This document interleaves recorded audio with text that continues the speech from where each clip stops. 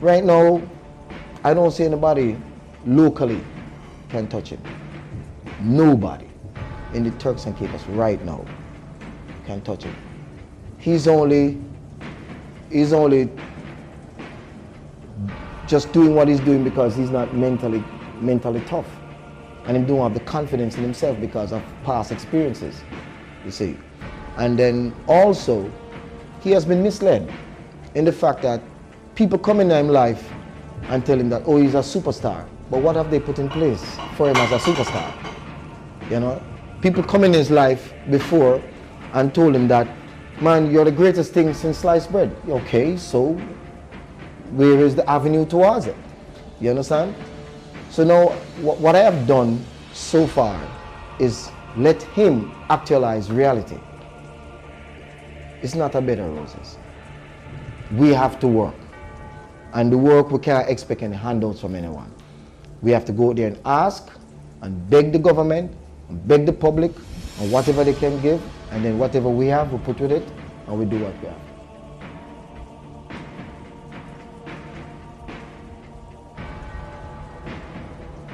One thing I noticed about him the first time I saw him was that he's a very explosive person in terms of performance-wise. He's very explosive.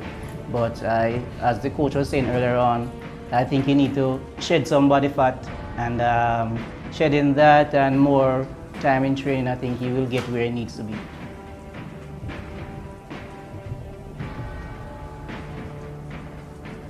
Roshano Cox is determined. You know, he's humble, he's motivated, self-motivated at that, and he knows what he wants. I'm not doing this for nobody else. You understand? I'm doing this for myself. I need to make myself proud of who I am. You understand? And doing this track thing is in my blood, and I want to do it for me. You know, then I have a son coming up, so I want to set a good example for him.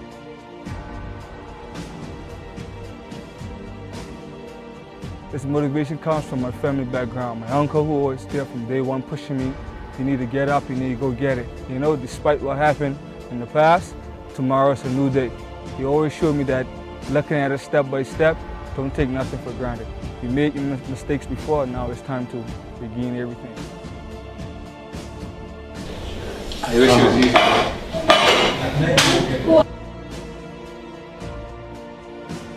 This now too comes from my uncle for pushing me. Every day, every night, pushing. Countless mornings I didn't want to get up for training. You know, he come there, he wake me up, it's time to get at it. Sometimes 4 o'clock in the morning, I'm out my bed, running, trying to get myself down. I cut myself down about from 230 pounds. Now I'm roughly 198. So it's a lot of work.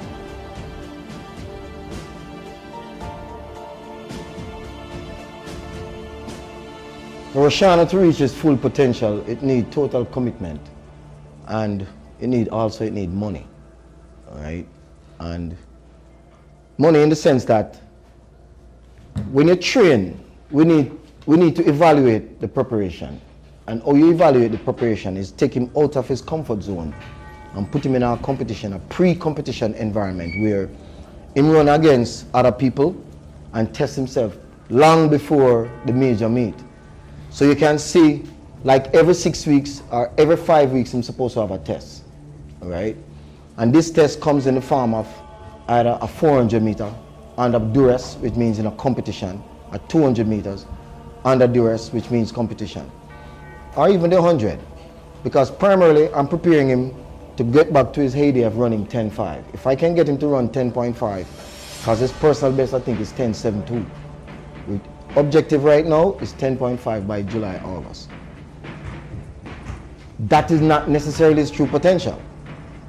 But what is happening to him now is that over the years he has been dormant. So he's having a lot of body fat. So we have to get rid of that. And how best to get rid of it? By using intensive anaerobic training. I cannot use the extensive aerobic training because I don't want to sensitize the muscles in his body to be slow. So we want them to be intense and quick. So we always make the training for him highly intensive, but repetitious. You understand? Give him short rest periods so he can recover, you know, and do a lot of explosive work. I'm just hoping we have money because the first meet I planned for him as a test is a track meeting on the 1st of February in Nassau, Star Trackers. It's a weekend meet. Hopefully we can find the funding to do that. It will cost at least $1,500 per person, right? I may not be able to go, but he has to go, one way or another. The next meet is at the end of February. That's the Gibson release. Put him into the 200, right? Why the 200? 200 is the ideal event. A lot of people see the 100 meter as the limelight thing, but the 200 meter is the ideal event. It's the ideal event of explosiveness and speed endurance. Is the event that you have to maintain that high intensity for a good period of time. So I'm making run the 200 at Gibson Relays. The next meet after that, which is also another test, I have asked a friend of mine in the Cayman Islands to register him for the Cayman Classic. Hopefully, it's an IAF sanctioned meet. Hopefully he can get recognized there. And hopefully, that's the first 100 meter I'm going to run for the year, right? So at the Star Trackers in Bahamas, I'm going to run the 400. At the Gibson Relays, I'm going to run the 200. And in the Cayman Islands, I'm going to run the 100. So as we come closer to the qualifying, to the required event, the World Championship, as you realize, we concentrating progressively. Start from the 400, come right down to his desired, his required event, which is the 100 meters. So hope that by then we can actually get him on, you know.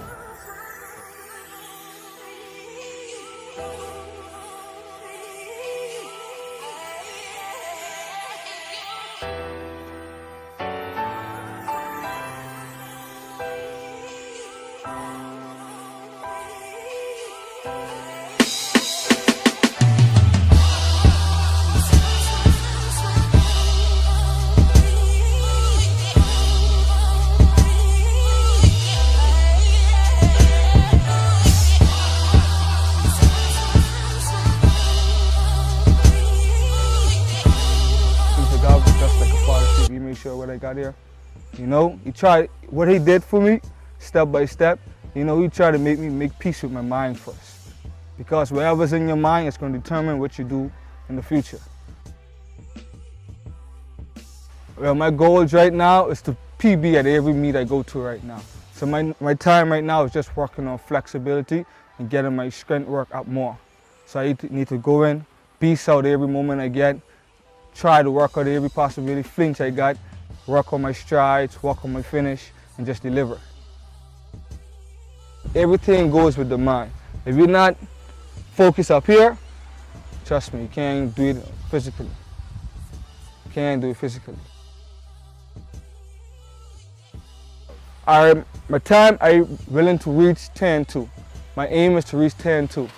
Anything below that will be perfect, but my goal for next year, 2017, 10-2. If there's one thing I would hope for him, is that mentally it would be tougher.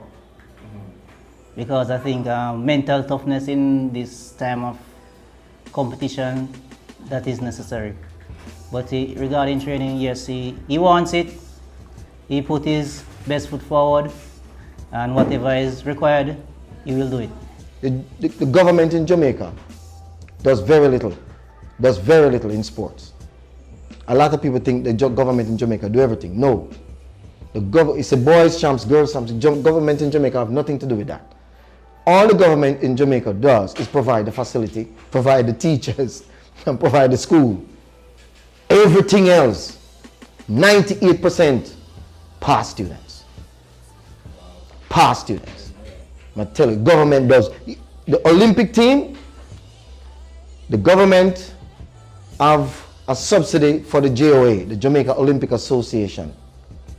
The government have a thing where they give to the JOA, they give to the Social Development Commission, they give to all the sporting facilities, organizations, subvention for the year. On the Olympic year, the government come in and say to the JOA, the Jamaica Olympic Association, and the JOA will look at the different subcommittees like the track and field, the volleyball, the basketball, and say who qualify for the Olympics. Then the JOA will approach the government and say these are who we have for the Olympics. You understand? And then the government now will meet them part the way, you see. But on a whole, where you have all those big things you see with boys champs, girls champs, no.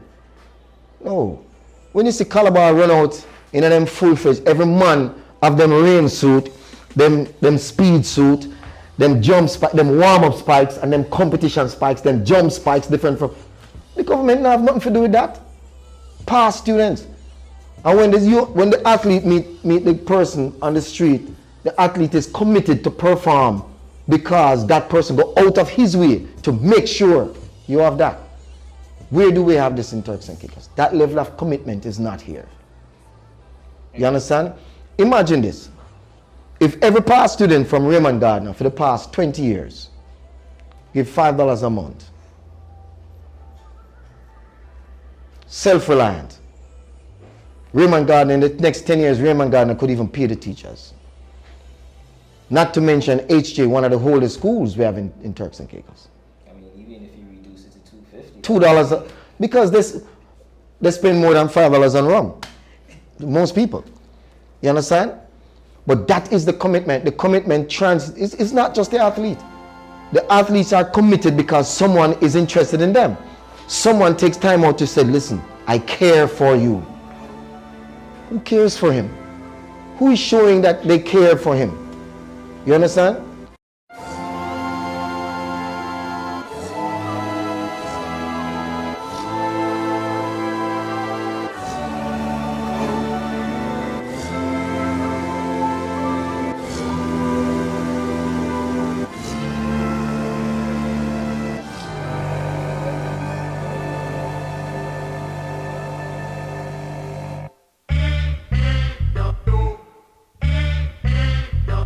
He needs support. Okay, from my little experience in this area, it's not a one-man show. The athlete is performing on the track, but then there's a whole circle around that person to help him or her reach the next level. The coach was talking about finance, gears, all of those things. Those are the things that make an athlete perform at their optimum. What I want them to say, I want them to say that he never gave up on his talent. That's all I'm looking for right now. I'm not looking for to say, oh, he's that person or this and that. I'm not looking for that. Only thing I want people to see when they look at me is a person who was self-motivated to get where he wanted to be. And that's how I want my other athletes come up and the other fellow athletes to come up behind us to grow. Be self-motivated first, because only you can get you where you need to be. You see a kid and they have potential, don't let the potential die. Give them something, you know what I mean? Push for them. You know, even if it's just a little encouragement a day, you know, that goes a long way. All right, well, I can't say the next Roshano Cox because I don't want nobody to be like me. I don't want nobody to be. I just want them to be themselves. You understand? Figure out what they want in life at an early age because time flies. You understand? Whatever goes on in their head, remember, they got to be self-driven, self-confident, self-determined, and self-disciplined. Without those, you can't accomplish nothing. You need to humble. Even if it just take a little prayer, a little 30 seconds prayer a night, a day, get yourself where you need to be. Talk to God because He sets everything for you. Roshano is back in track and field because the love of his uncle Alfred, because how many persons go make you sit down in their house not working for 3 months? Think about it. Love like that you can't buy in a shop. And that's how much. Alfred now go turn to Roshano and say, boy, I love you. But the things what him do, Shano can feel it. That this man, my uncle, really care. This man, my uncle, really love me. Understand? And he comes here and Alfred makes sure Roshano come training. 2020, there's a possibility. There's a huge possibility. It's an 80% chance that we have an Olympic squad. All right? And it's because of the work being done behind the scenes by the Commonwealth Games Association, Mrs. Rita Gardner, Mr. Alice Smith, Miss Edith Skippings, you know, Edith Cox, all those people. A lot of people don't realize what these people are doing behind the scenes. People don't know what's happening.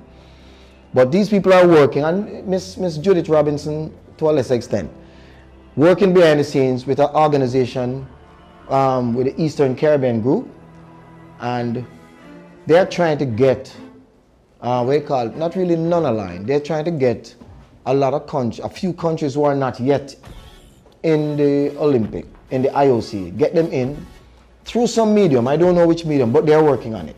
And it looks plausible. It looks like it's gonna happen. But right now, I'm not worrying about the Olympics right now. I just worrying on striving to be the best I could be right now. Definitely. I'm trying to get my background work completed. Once I can get my background work completed, I can focus on other things else. But my main focus right now, getting my program finished. Delano opened the other country eyes to a lot of potential in Turks and Caicos. So now, with his excellence, he put out there that the sponsorship and everybody who's looking for the scouts and everything, they're going to give Turks and Caicos an opening eye now. So it's not going to be an ordinary yellow and blue running down the track. You know, when people see that yellow and blue now, people be like, oh, that's Turks and Caicos. That's where Delano's from. So with his excellence, he gave Turks and Caicos a real open eye. But one of the problems we face as coaches is after we have this production, after we created this production, the next stage, we can't do any further. We can't do anything more. We don't have the resources. We don't have the facilities. We don't have the support to take the athletes to the next level. And that is the problem. Well, my message to them is just to support. You know, we got the younger athletes out there, support them as much as possible, you understand? Try to drive them in the right path, you understand? Because we have to, in these days, we have to be our brother's keeper. So I just want my people, you know, of South Caicos just to look at it, things different. You know, maybe you didn't have it, help somebody achieve it. Gotta say thanks to my coach, Mario Daniels. He put a lot of work in with us, though I missed training half of the time, but he still, when I went out, he made sure I put in my work, he made sure I delivered. Well, I just want to say thanks to everybody who's been there to support me, my friends, my family, especially my uncle, my coach, Mr. Garvey, to my son who's coming up, to my friends, to my classmates, even to you, you understand? Without you all, this wouldn't be possible.